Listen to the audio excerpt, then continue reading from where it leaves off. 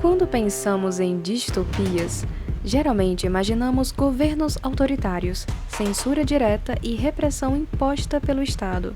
No entanto, em Fahrenheit 451, de Ray Bradbury, a realidade é mais inquietante e talvez mais próxima da nossa.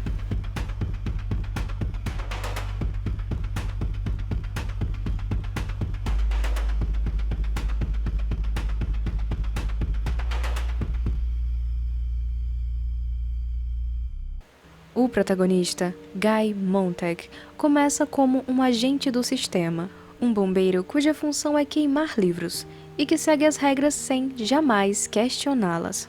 Porém, pequenos incômodos se acumulam e ele começa a sentir o vazio, a superficialidade e a falta de sentido na sua própria vida. Um dos momentos mais reveladores e tensos da narrativa ocorre quando o Capitão Beatty revela a Montag que, à medida que a cultura se tornou de massa, as pessoas passaram a querer tudo rápido, mastigado e sem conflitos. Os livros clássicos foram reduzidos a programas de rádio de 15 minutos. Depois foram cortados novamente para preencher uma coluna de leitura de 2 minutos. E, finalmente, terminaram como um verbete de dicionário de 10 linhas. A verdade é que os livros foram queimados não apenas porque as pessoas perderam o interesse por eles, mas também porque diferentes grupos se sentiam constantemente ofendidos. Alguém escreveu um livro sobre tabaco e câncer de pulmão? Os fumantes estão chorando? Queime o livro. Simples assim. Evitava-se a todo custo aquilo que poderia gerar conflito ou tensão. Tudo deveria ser acessível, rápido e emocionalmente seguro. Assim, as telas e o entretenimento superficial tomaram conta da vida das pessoas, oferecendo experiências passivas, imersivas e controladas. Em certo momento, vemos a esposa de Montag, Mildred, viver em um estado quase hipnótico diante das paredes da sala, telas gigantes que transmitiam cenas de uma família fictícia, com a qual ela acreditava interagir. Ela também usava conchas nos ouvidos, dispositivos semelhantes a fones de ouvido que isolavam as pessoas ainda mais da realidade e de si mesmas. Essa cena revela uma mudança ainda mais profunda na forma como as pessoas em Fahrenheit 451 se relacionam com o mundo. Pois, ao preferirem um entretenimento raso e frenético, elas se mantêm anestesiadas diante da realidade, evitando inclusive lidar com suas próprias emoções e pensamentos. O mais perturbador é notar que essa realidade não ficou restrita à ficção. Quando olhamos para o presente, para o nosso mundo, ela se mostra familiar. Vivemos em uma realidade onde há uma crescente rejeição a opiniões divergentes, onde as pessoas geralmente buscam apenas conteúdos que confirmem aquilo que elas já acreditam. Isso se torna ainda mais preocupante quando analisamos dados concretos em relação à leitura. De acordo com a pesquisa Retratos da Leitura no Brasil 2024, o Brasil perdeu cerca de 6,7 milhões de leitores em apenas 4 anos. Não se trata apenas de uma mudança de hábito, mas, em certa medida, de uma redução do interesse por formas de conhecimento e também de lazer que exigem tempo, concentração e envolvimento intelectual por vezes mais intenso.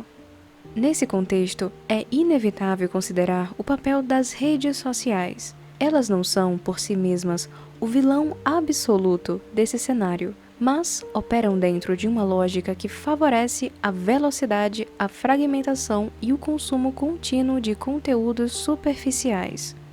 A leitura, especialmente uma leitura densa, exige continuidade, paciência, atenção prolongada e disposição para lidar com ideias que nem sempre são imediatamente compreensíveis ou agradáveis.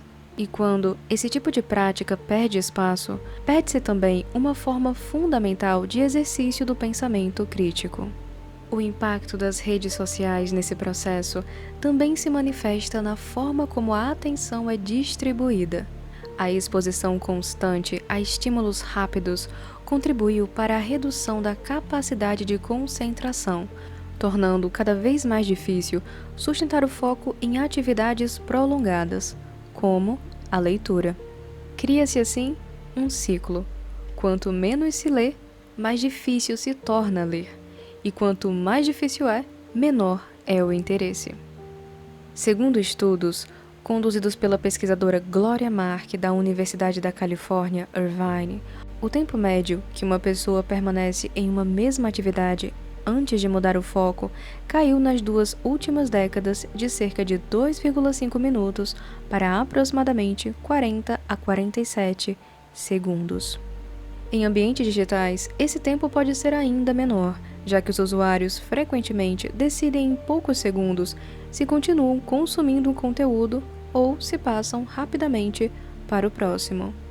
Com esse encurtamento da atenção, ideias mais longas, complexas ou ambíguas passam a exigir um esforço cada vez maior, enquanto conteúdos rápidos e simplificados se tornam a norma. Aos poucos, a dificuldade de sustentar o foco deixa de ser apenas um efeito desse cenário e passa a reforçá-lo, criando um ambiente em que a profundidade se torna uma exceção e não a regra. No fim, o que está em jogo não é apenas o enfraquecimento da leitura como um hábito, mas o atrofiamento da capacidade humana de lidar com a complexidade. Diante disso, a pergunta que permanece é inevitável.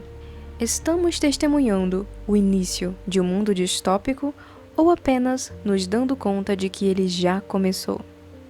Deixe um like se você gostou do vídeo, inscreva-se no canal e compartilhe esse vídeo com seus amigos que também amam distopias. Fiquem com Deus e até a próxima!